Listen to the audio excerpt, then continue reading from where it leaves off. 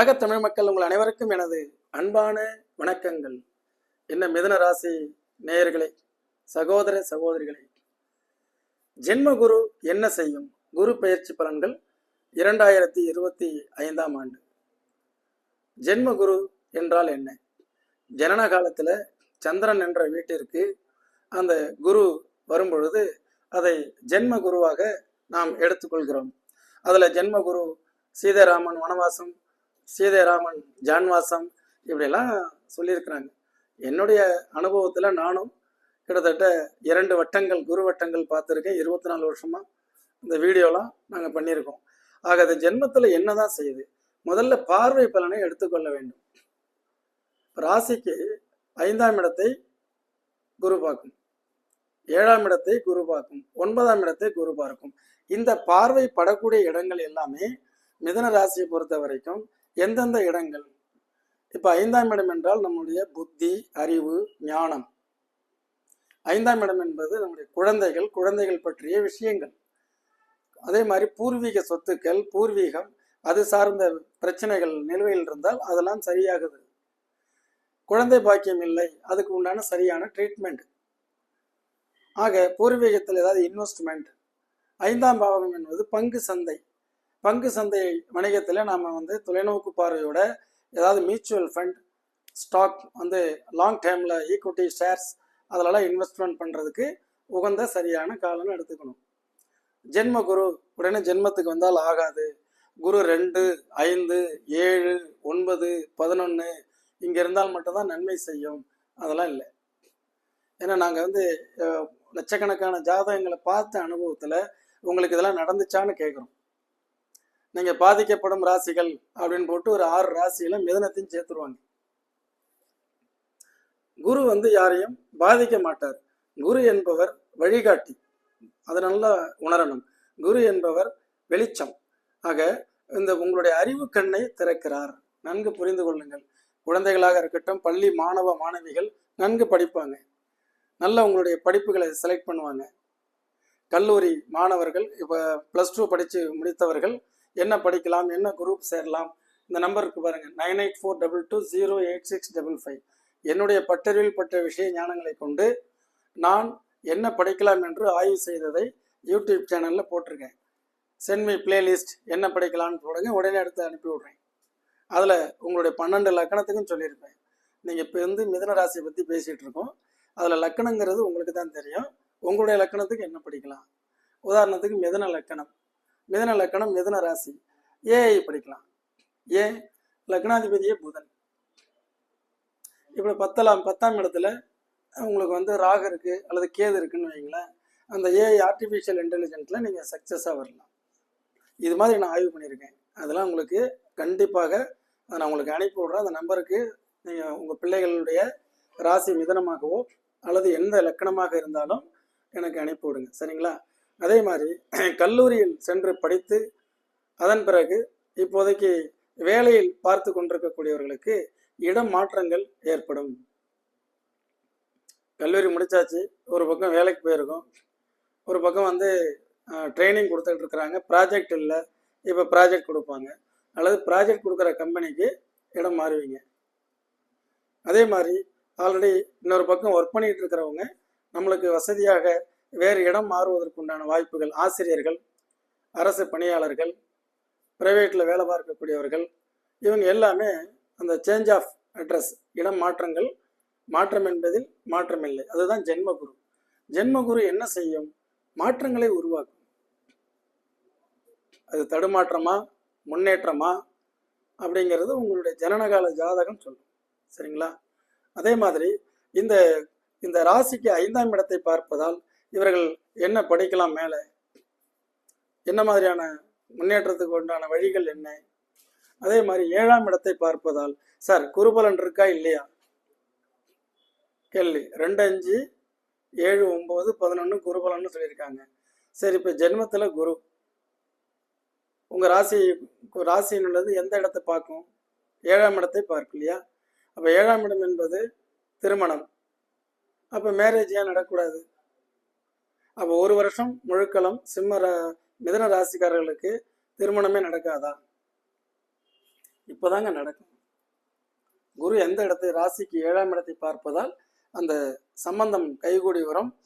திருமணம் இதுவரைக்கும் ஆகவில்லையே என்று ஏங்கி கொண்டிருந்திருக்கக்கூடியவர்கள், உங்களுக்கு ராகு கேது தோஷம், செவ்வாய் தோஷம் இந்த 7, 8லலாம் இருந்ததுன்னா லேட் மேரேஜ். அவங்களாம் எங்கெங்கேயோ கோயில் குளத்துக்கெல்லாம் போயிட்டு வந்துட்டு இருப்பாங்க, பரிகாரங்கள்லாம் செஞ்சுருப்பாங்க. ஆனால் கிரக நகர்வுகள், கிரக அடைவுகள், கிரக கோள் சாரங்கள் இதெல்லாம் தான் தீர்மானிக்குது. இப்போ உங்களுக்கு நல்ல கான்டாக்ட், நல்ல கம்யூனிகேஷன்ஸ் கிடைக்கும். புரியுதுங்களா? அடுத்தது 9ஆம் இடம். ராசிக்கு 9ஆம் பாவகத்தை குரு பார்ப்பதால் என்ன நடக்கும்? 9ஆம் பாவகம் தான் பாக்கியஸ்தானம்னு சொல்லுவோம். 9ஆம் பாவகம் தான் வெளிநாட்டு பிரயாணம், உயர்கல்வி, பிஹெச்டி அனலைஸ் பண்ணுறது, தூரதேச பிரயாணங்கள், அது மாதிரி பதவி உயர்வு, ஒரு இடத்திலிருந்து வேற ஒரு இடம் ஜம்ப் ஆகிறது, அதே கம்பெனியில் அதே நிறுவனத்தில் அந்த டேபிள் சேர் மாறும், ஸ்டேட்டஸ் இம்ப்ரூவ்மெண்ட் ஆகும். சும்மா ஜென்ம குரு வந்து நமக்கு ஆகாதுன்னு எடுத்துக்காதீங்க. ஜென்மத்தில் குரு வந்து என்ன மாதிரி, யார் அவர்னு பார்க்கணும். 7 குடையவன் லக்னத்தில், 10 குடையவன் லக்னத்தில். 7ஆம் பாவாதிபதி வந்து கணவன் அல்லது மனைவி அல்லது கூட்டாளிகள், கூட்டு தொழில்கள், ஃப்ரெண்ட்ஸ், நண்பர்கள், இந்த சொசைட்டி, அதனால் உங்களுக்கு கூடுதல் சுமை வரலாம். அடுத்தது 10 குடையவன் லக்னத்தில் கூடுதலான வேலையில் வந்து 2 இலாகாக்களை ஒரே ஒருத்தரை பார்க்க சொல்கிறாங்கல்ல, அந்த மாதிரி கவர்மெண்ட் ஜாப்லாம் இருப்பாங்க, அதையும் சேர்த்து பாருங்கள், இந்த ஏரியாவே நீங்கள் தான் பார்க்கணும் அப்படிங்கிறாங்கல்ல. அந்த மாதிரி அந்த கம்பெனியில் மேனேஜர் ரிலீவ் ஆகிருப்பார், அசிஸ்டன்ட் மேனேஜராக நீங்கள் இருப்பீங்க, அந்த மேனேஜருக்கு உண்டான வேலையை நீங்களே பாருங்கள். இது மாதிரி ப்ராக்டிக்கலாக யோசிச்சு பாருங்களேன். மிதனம் கண்டிப்பாக அந்த ஜென்ம குரு அப்படிங்கிறது என்னதான் செய்யும்? ஜென்ம குரு சுமைகளை, சுகமான சுமைகளை சுமக்க வைக்கும். சந்திரனோட குரு இணைவு நல்லதா கெட்டதா?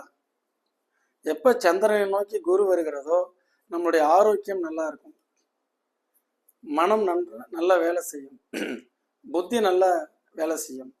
ராசியை நோக்கி வரக்கூடியதில் அற்புதமான முன்னேற்ற மேன்மைகள் இருக்கிறது. ஆக படித்துவிட்டு வேலைக்கு செல்லக்கூடியவர்கள் உங்களுக்கு ஒரு நல்ல புத்தி அறிவை பயன்படுத்துவதாலும், அதிர்ஷ்டத்தை பார்ப்பதாலும், தொடர்புகள், கம்யூனிகேஷன்ஸ், நல்ல நட்பு, நண்பர்கள் வகையில் உங்களுக்கு ஒரு வாய்ப்பு கிடைக்கும். அந்த வேலைக்கு போய் ஜாயின் பண்ணிடலாம். ஒன்று, ஆல்ரெடி ஒர்க் பண்ணிகிட்டு இருக்கக்கூடியவர்கள் இப்போதைக்கு சேஞ்ச் ஆஃப் அட்ரஸ், இடம் மாற்றங்கள், வெளியூர் பிரயாணங்கள் வரலாம். அதுக்கு அடுத்தது பார்த்தீங்கன்னா உயர் படிப்புக்காகவும் வேற மேலே வந்துட்டு நான் வெளிநாட்டு தொடர்புக்காகவும் வெளிநாட்டு நிறுவனத்தில் வேலை பார்க்கறதுக்காக முயற்சி எடுத்துகிட்டு இருக்கக்கூடியவர்களுக்கும் இது சாதகமான காலம். கிளியராக சொல்கிறேன், குரு எங்கெல்லாம் பார்க்குதோ அந்த இடம்லாம் சுபிச்சம். 9 பிரயாணம், அதிர்ஷ்டம், ஸ்தல யாத்திரை, அப்பாவினுடைய ஆரோக்கியம், அப்பாவுடைய சொத்துக்கள் பற்றிய விஷயங்கள், ப்ரமோஷன்ஸ், பதவி உயர்வு, சம்பள உயர்வு, இடமாற்றங்கள், வெளிநாட்டு குடியுரிமை, வெளிநாட்டில் இப்போ அப்ளை பண்ணுறக்கூடியது. இலங்கை தமிழ் சகோதரர்கள்லாம் நிறைய பேர் சில நாடுகளில் இருந்தெல்லாம் கூப்பிடுவாங்க. எனக்கு வந்து இப்போதைக்கு விசா ஃபைனலாக அங்கே வந்துட்டு குடியுரிமை கிடைக்குமான்னு கேட்பாங்க. அன்ஃபார்ச்சுனேட்லி உங்களுடைய ப்ரொஃபைல்லாம் கரெக்டாக இருந்ததுனாக்கா இப்போ அந்த மிதன ராசிக்கு கிடைக்கிறதுக்கு வாய்ப்பு இருக்குது. அதனால் இது 9ஆம் பாவம். ராசிக்கு 7ஐ பார்ப்பதால் திருமண தடை, தாமதங்கள், எதை பார்த்தாலும் கரெக்டாக ஜட்ஜ்மெண்ட் பண்ண முடியலன்னு சொல்லக்கூடியவங்களுக்கு சரியான வரன், ஆணோ பெண்ணோ வந்து சேர்றதுக்கு நிறைய வாய்ப்புகள் இருக்குது. அதே மாதிரி கூட்டு தொழில், கூட்டு முயற்சி, புதிதாக கூட்டு தொழில் துவங்கக்கூடியவர்கள் அவங்களுக்கெல்லாம் இந்த டைம் வந்து சரியான டைம், பயன்படுத்தி கொள்ளுங்கள். உங்களுக்கு அடுத்தது பார்த்தீங்கன்னா 5ஆம் பாவகம், புத்தி அறிவை பயன்படுத்தி பங்கு சந்தையில் நுழையும் காலகட்டம். அதில் எந்த மாதிரி நீங்கள் வந்து ஸ்கேல்பிங் பண்ணலாமா, இன்ட்ராடே பண்ணலாமா, அதில் வந்து பார்த்தீங்கன்னா ஸ்விங் ட்ரேடிங் பண்ணலாமா, மைக்ரோ ட்ரேடிங் பண்ணலாமா, பண்ணக்கூடாதா, இன்வெஸ்ட்மெண்ட் பண்ணலாமா, ஈக்விட்டி ஷேர்ஸ் பண்ணலாமா? ஏன்னா மிதனம் அப்படிங்கிறது நல்ல ஒரு மல்டிபிள் டேலண்ட் உடையது. இந்த மாதிரி பங்கு சந்தைகள்லாம் விரல் நுனியில் அதை பற்றி தெரிஞ்சு வச்சுருப்பீங்க. சிறந்த நாலேஜ் பர்சன்ஸ். இப்போதைக்கு நீங்கள் அது சார்ந்த ஒரு புரோக்கரேஜ் நீங்கள் எடுக்கிறீங்க, எல்லாருக்கும் சொல்லி கொடுக்குறீங்க, டிப்ஸ் கொடுக்குறீங்க அப்படின்னா இந்த டைம் அது சிறப்பான டைம். ஆக உங்களுக்கு நீங்கள் பிறக்கும் பொழுது மிதனம் மிருகசீரிடத்துல பிறக்கிறீங்க. 14/5/2025 இந்த பலன்கள் ஸ்டார்ட் ஆகும். ஒரு வருஷம் மிருகசீரிடம். அப்போ குருவனுடைய திசை போயிட்டு இருக்கும். குருங்கிறது நல்ல இன்வெஸ்ட்மெண்ட், நல்ல ஒரு ஆசிரியர். குரு திசை நடக்கிறவங்கலாம் டீச்சிங் லைன். அதே மாதிரி உங்களுக்கு ட்ரேடிங், இதெல்லாமே கரெக்டாக அந்த குரு திசை நடக்கிறவங்களுக்கு நன்மையே நடக்கும். திருவாதிரை சனி திசை போயிட்டு இருக்கும். சனி மகா திசை மிதன ராசிக்கு நல்லதுதான் செய்யும், கெடுதல் செய்யாது. லக்கண ரீதியாக பாருங்க. லக்கண ரீதியாக பார்த்துட்டு அதுக்குண்டான முயற்சிகள் எடுங்க. சனி திசை நடக்கக்கூடியவர்கள் ஜாதகத்தை பார்த்து விட்டு புதிய தொழில்களில் ஈடுபடும் போது நீங்க கவனமா பார்த்து செய்யணும். சரிங்களா? புனர்பூசம் சனி புதன் இது 2ல் 1 நடந்துட்டு இருக்கும். சரிங்களா? புதன் திசை நடக்கக்கூடியவர்களுக்கு எந்த விதமான பிரச்சனையும் கிடையாது. சனி திசை நடக்கக்கூடியவர்கள் புதிய இன்வெஸ்ட்மெண்ட், ஏன்னா அந்த சுமைகள் அப்படிங்கிறது உங்களால் சுமக்க முடியுமாங்கிறது செக் பண்ணுறது. அதுதான் தசா புத்தி, லக்கண ரீதியாக பார்க்க வேண்டும். மற்றபடி என்னை பொறுத்தவரை ஜென்மகுரு மிதன ராசிக்காரர்களுக்கு கெடுபலன்களை விட நல்ல அறிவு கண்களை திறக்கக்கூடிய, நல்ல ஒரு தொடர்புகளை ஏற்படுத்தக்கூடிய, அதிர்ஷ்டத்தை மேம்படுத்தக்கூடிய 3 வாய்ப்புகளை தருவதால் முழுமையாக அதை பயன்படுத்திக் கொள்ளுங்கள். இது போன்ற இன்னொரு வீடியோவில் மீண்டும் மிதன ராசி பதிவில் சந்திக்கிறேன். நன்றி, வணக்கம்.